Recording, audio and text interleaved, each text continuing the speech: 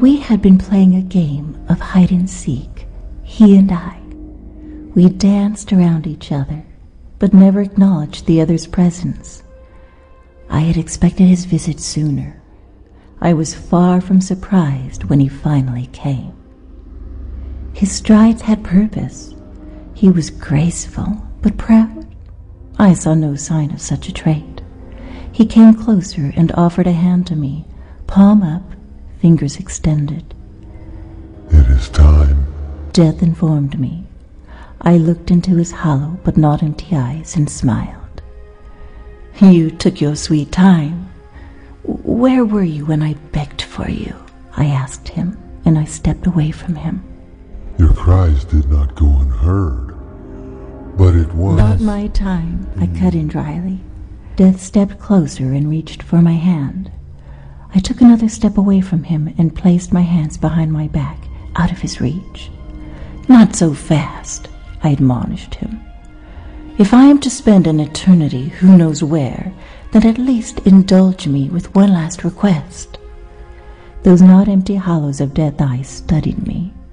His head tilted slightly forward, a silent request that I continue. "I want one last cup of my favorite tea and biscuits. Will you join me?" Wordless, he nodded. I set the table with my best china. After all, what guest would I ever have more important than Death? We sat down to red zinger tea and shortbread biscuits. I served my guest with all the indulgence due royalty. "Do you take a lemon or milk?" I asked while I poured the hot fragrant brew into his cup.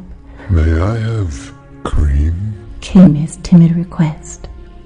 I brought the cream to the table and watched Death pour a healthy dollop into his tea. He then proceeded to load his plate with shortbread biscuits. "I love shortbread too," I confided, and I placed a few on my own plate. "Please," I encouraged, "help yourself." In all my imaginings of Death, that of Death smiling with pleasure while gorging on red zinger tea and cookies never crossed my mind. "Can I tell you something?" Death's tone was low. He leaned forward. "Confidence is over tea. Who would have guessed?" "Well, I have met many since life was breathed into this world. They cry, they beg, they fight. But you are the first to share respite with me, and I thank you. I will do my best to bring you comfort." I hesitated. I had made a friend of Death. I had a feeling I was about to lose him with my next sentence. "I want to bargain for my life," I admitted. I could feel Death's warmth withdraw from me. Wordless, he nodded once more. "I will tell you a riddle. If you can answer the riddle, I will go with you willingly. If you cannot answer the riddle correctly, then you will not return from me until I call you. Does that not seem fair?" Death sat back in thought. He still nibbled on a shortbread biscuit. After a moment, he nodded. "The riddle is, when is death not death?" I asked. First minutes, then hours passed with no response from Death. The sun rose and set, but no reply came.